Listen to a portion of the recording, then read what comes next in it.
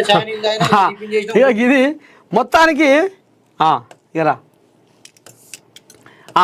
ఇక గిదుల్లా ఇంకా బీసీ బంధు వ్యూహాలకి అంటే ఇప్పుడు ఎవరి చోటుకి ఇదే పాట పాడుతున్నారు అయ్యా వీళ్ళ స్వార్థం కోసం వాళ్ళ స్వార్థం కోసం వాళ్ళ స్వార్థం కోసం ఈ రాజకీయ పార్టీలన్నీ వాళ్ళ స్వార్థాల కోసమే బీసీ బీసీ బీసీ అని బీసీ రాగం ఎత్తుకొని ఇంకొక ఈ రకంగా నటన చేస్తున్నాయి అనేది జనాలు ఆంబాయం వెళ్ళబోసుకుంటుర్రు.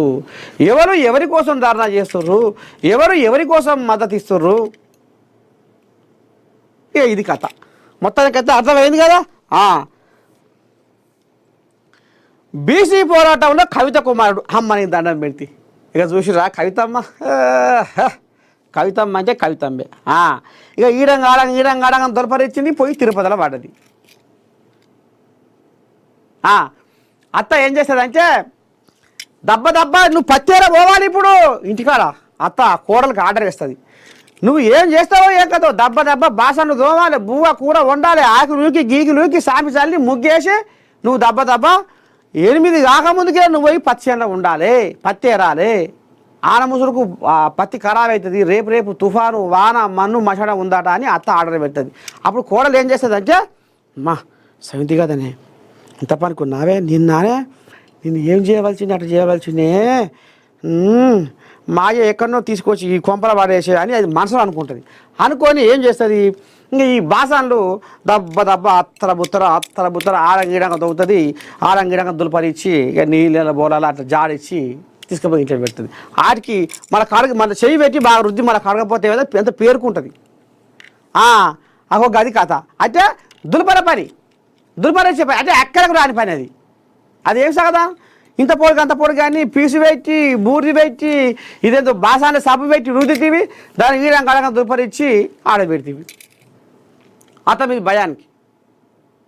ఎందుకంటే మన పోయి పచ్చళ్ళు ఉండాలి. ఇగో ఈడంగాడంగా దులపరిచ్చి వ్యవహారం చేసి కొడుకును ముంగటేసి ఆ ఈడంగాడంగా ముఖం చూపించి పోయి తిరుపతిలో పడ్డది. ఎందుకంటే ఇప్పుడు అందరూ బీసీల బంధు రాగం ఎత్తుకురు కదా, మరి ఇప్పుడు నేను కూడా మొన్నటిదాకా బీసీల రాగం ఎత్తుకుంటే ఇవాళ బీసీ బంధుకు నేను కూడా మద్దతు చెప్పదు ఎట్లా అని ఈడంగాడ ముఖం చూపించి పోయి తిరుపతిలో పడ్డది. ఈ ఆఖరికి వస్తే అక్కడ కొడుకును కూడా నా అమ్మ కవితమ్మ ఎంత మంచిది, అమ్మో కొడుకును కూడా దింపింది రంగంలోకు, కొడుకును కూడా కూర్చోబెట్టింది రోడ్డు మీద బీసీ బంధుకు మద్దతుగా. గింత నటన ఉంది, గిసమంటి వేషాలు వేస్తుర్రు. అమ్మా కవిత ఓ అమ్మా మరి మీ అయ్యా 33% రిజర్వేషన్లను 20 రోడ్లకు గుంజుకొస్తే ఆయన ఎక్కడ పోయింది అమ్మ నీ తెలివి అని ఇప్పుడు జనాలు ఈ రకంగా ఆమెని ఎత్తి పొడుస్తుర్రు అన్నట్టు. ఇక ఇప్పుడు ఈమె ముచ్చట వచ్చింది కాబట్టి ఒక ముచ్చట చెప్పాలి మీకు తప్పకుండా చెప్పాలి ఈ ముచ్చట.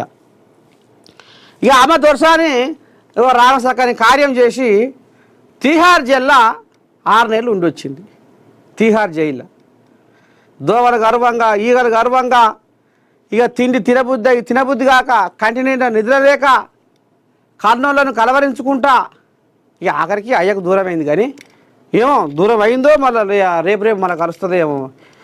నీళ్ళ మీద దెబ్బ కొడితే ఎంతసేపు దూరం అయ్యేది, దెబ్బ పడంత సేపే మన తర్వాత అంతా ఒకటే కథ అంతా. కానీ ఏదో ఇక మీది మాటకు గట్ట ఉంటుంది కథ. అసలు కథ మర్చిపోతున్నా. అయితే ఇప్పుడు కవితమ్మ అడుగుజాడల్లో